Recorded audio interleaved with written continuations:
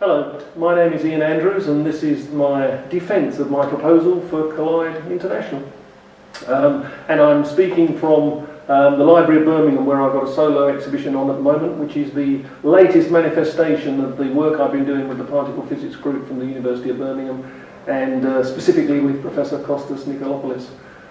We've been working together for a couple of years now, and my proposal really is an ambitious development and an extension of some of the work that we've managed to start, but I want to take it further and really push it in three main ways. And the main ways that, and I want to make this clear from the word go really, that this is a passionately drawing-based proposal, and it's trying to find an intimate connection between the fundamental language that artists use, which is drawing, and the fundamental building blocks of reality, the particles, their characteristics and interactions that Professor Kostas has been telling me about.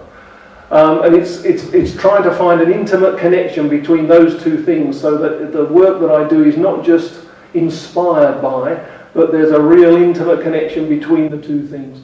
And there are three main components to this book: that search for visual equivalents, developing those equivalents in using actual movement in footage that will be filmed, so they're videos, but they'll be heavily drawn-based video, and then ultimately taking this into actual live drawing and interaction with participants, whether it's scientists, other artists, members of the public. So Kostas tells me that particles have mass, charge and spin, so I've tried to develop ways of drawing which could reference those characteristics, those qualities, if you like. So as Kostas tells me about mass, I can make larger marks, so I can actually make literally bigger shapes that have visual weight to them. I can develop that visual weight further by the use of tonal development, and I can get quite a deep, dark visual heaviness to some parts of the drawing, so I can sort of have things which feel like they're to do with mass. Charge, I can make the shapes, and then I can develop the inside of some of these shapes, which I feel is positively charged, or I can develop the outside of some of these shapes.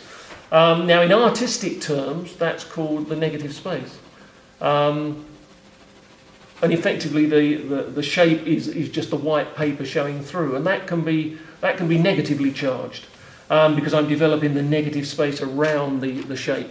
And then, of course, I can leave the lines just as lines, and then that is a neutrally charged particle, as it were.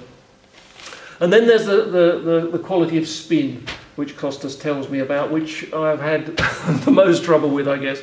Now, obviously it's not just like normal spin, but my way of getting at that has been at the moment to it's the quality of interaction. So I've either left the marks going in a simple straight line, or they start to bend around. So it's an interactive quality of movement that these things might have.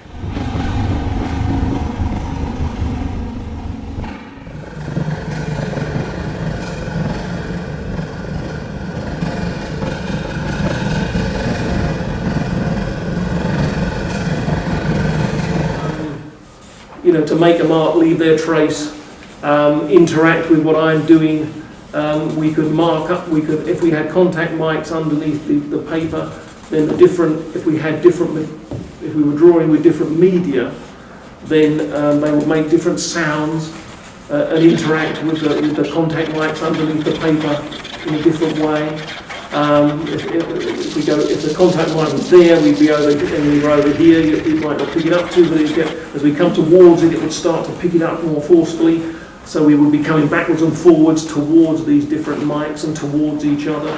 So there would be much more of a live, interactive, actual particle choreography going on in the drawing, as an equivalent, literally equivalent to live particle interactions going on.